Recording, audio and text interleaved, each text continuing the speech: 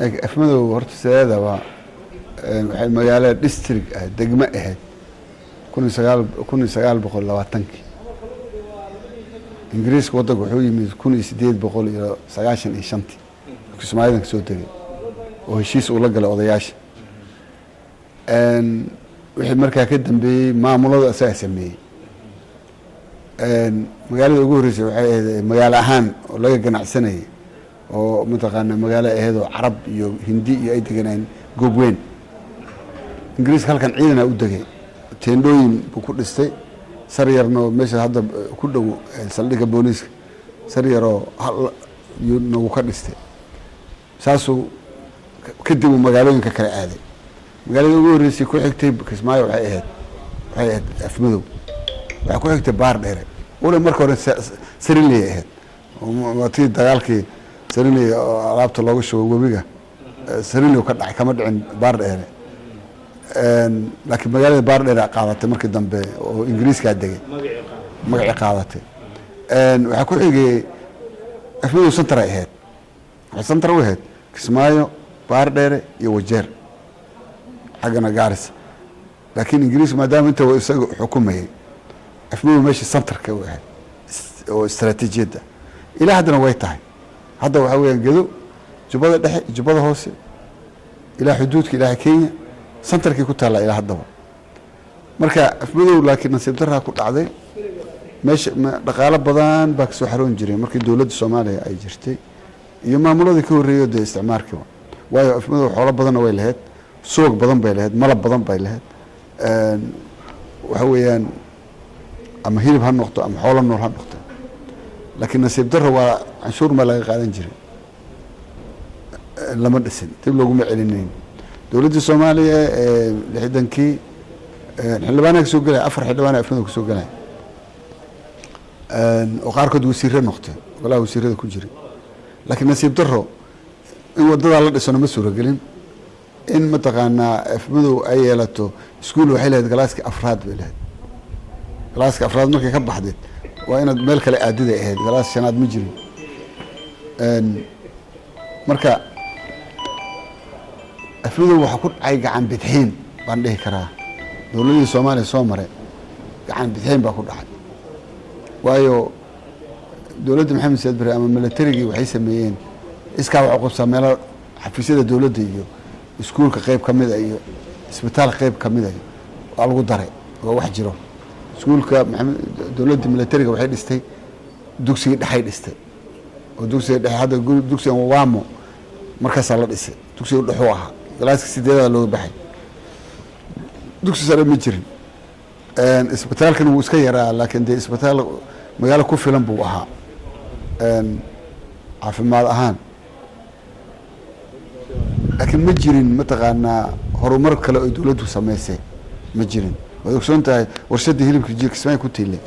xoolo dhan looda dhan xagga imaanaysay loobuuna wax lagu qali jiray inta badan loobu wax lagu qali jiray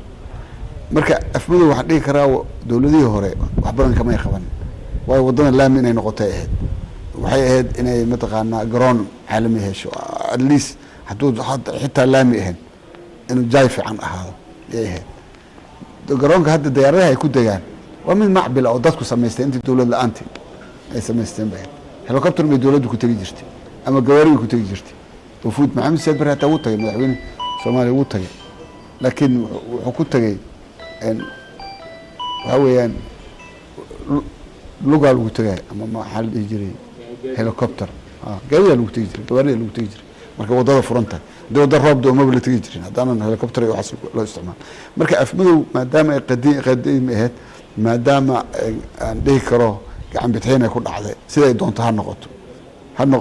waayo waxa dhici kartaa mataqaana gobolka ayaa iska laha awood gobolka maamulka jiro iyo mar walba waxa dhici kartaa tartan inuu iska jiray marka sifooyin badan baa dhici karta inay dhacday oo ay dib u dhac ku yimid inkastoo dawladdii militariga ay u furneed ummadoo dhan way intii 70 ilaa 80 bilowgiisii waxa wadan kor u socday ilaa dagaalkii 77 la gal 7 8 wixii ka dambeeyay dhaqaale wadanka oo dhan baa hoos aaday wixii ka dambeeyay dhibaato abuurantay iyo jabhada iyo qashin marka waxaan dhigi karaa afmadow way arrinimadaas horta soo martay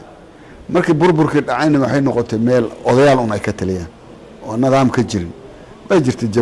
jabhad mar walba iyada taageero u baahneed jabhada ka jirtay jabhada taageero u baahneed oo bulshada uga baahneed maadaama la kala go'ay oo bar walbana sida ogsoontahay meesha ugu dagaal badneed Soomaaliya waxay ahayd Jubbada Hoose magaalada Kismaayo iyo magaalada Afmadow mar walba waxa iska dhacay dagaal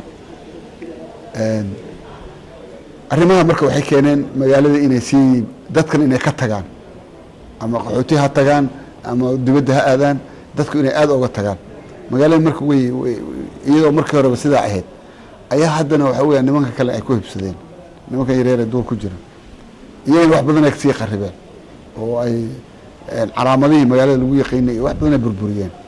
oo ay kamid ahayd mataqaanaa meelihii calaamada magaalada u ahayd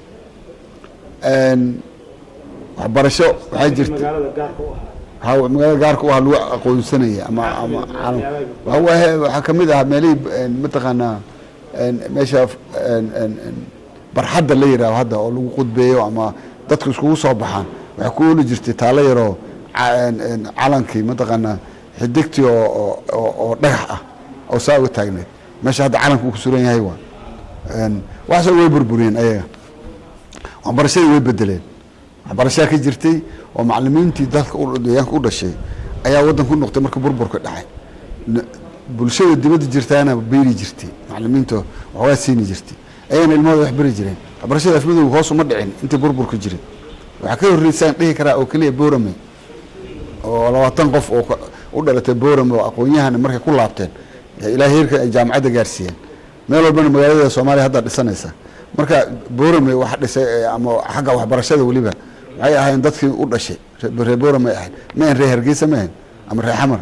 sidoo kale Afmadow dadkii tagay ee macallimiinta ahaa qalbiga la foorag soo baxay macallimiinka ah ilmaha iskuulku si fiican u socday oo UNICEF baa siinaysa buugta iyo markii dambe dalada iyo wax baa soo abuurmay Soomaaliya markii hore waxa jiray waxbarashada UN la waday marka Afmadow iyadoo halkaas ay nimankan qabsadeen wixii dhan way bedeleen waxa soo martay marka dagaalkii iyo sijiidkii markii ayaga laga xoreeyay ciidana meesha degay ciidana degay nidaam ciidan iyo difaac baa lagu jiray nidaam kale oo maamul oo mataqaanaa ma jirin marka anana tagaynay ilmaha dugsiga sare dugsiga hoose inta badan wasaaradda waxbarashada Jubbaland bixisa buugta keenta laakiin dugsiga sare cidna ma keento wasaaraddu ma keento Texas buugan ka hadlaya ardayga ma adiisan Texas buug haysan wax mataqaanaa ku korshaqay uusan haysanin waxay noqonayaan mataqaanaa in blackboardka wax loogu qoray safuurada wax loogu qoray oo qalanku soo qortay inuu ku soo shaqeeyo guriga soo shaqeeyo marka wax badan ka maqan anugu computer ma haysto adduunka haduu tagay television jirta boogna ma haysto marka waad garan kartaa marka stage la gaaray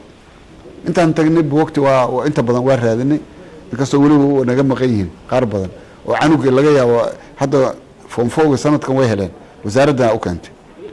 wuxuuna ahaa hal buug in 15 ilmood ay iska daba sugaan heblaaya buuga haysata maalmo inay haysato hadana qof kale u dhiibto ma aha nidaam oo mataqaana waxbarasho ma ahayn sidoo kale caafimaadkooda ogsoon tahay ma jirin gabdho meesha lagu qalo haday dalmada xumaato dadka bas abaabulay waxa weeyaan hadda waxa weeyaan qadiira joogta gabadhii foosha ku xumaato waa la qalaa marka waxa naga maqan wixii lagu dari lahaa waxa weeyaan in college la helo ilaa heer jaamacadeed la helo oo arday meeshan ay noqoto hadii la helo teacher training wax la yiraahdo macallimiin meel lagu tababaro in laga helo in la helo meel lagu tababaro kalkaaliyaasha caafimaadka in la helo oo ay mataqaan jaamacad ay ka taalo oo qayb walba leh in laga helo muusanta farsamada kale dugsiga farsamada in la helo waxa waxbarashada xagga dhalinyarada faraha badan shaqalaanta hadduu qofka farsamo xataa barto wax buu ku shaqeysan karaa intuu qalab gato inuu ku shaqeysan karaa ama mechanic ha noqdo ama electricity ha noqdo wax buu qaban karaa ama farbeeyamaha noqto oo sariiraha dhiso marka waxyaalaha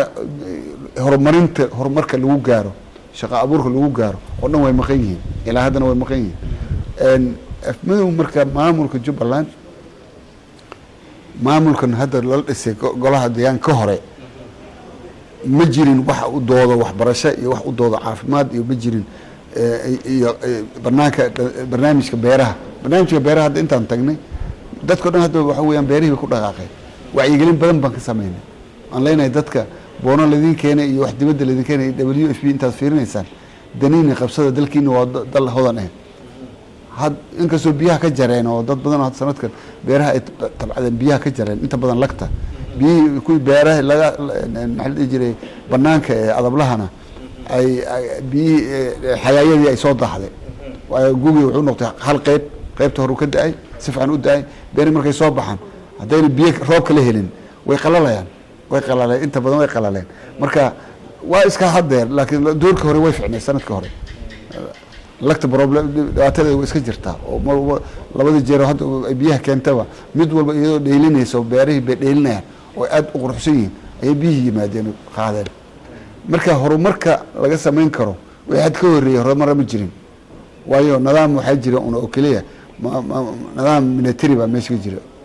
hadda wuu jiraan meesha waa front line wali oo meel mintaqana ciidan ka horeey u sin jirin oo difaac ku jiro laakiin maamulkii wuxuu keenay mintaqana wacyigelin fara badan iyo dadkii inay ayaga ku dhood fahmaan wixii loo sheegay wax ay ka jiraan marka hididilaa jirta hadeer la sii wadi karo hadii la sii wado ay noqonayso dadku inay marka dambe ayaga isku tashadaan haduu ilaahay la waa gartay taas waxaan maleeyahay aad baan maartay loo fahmay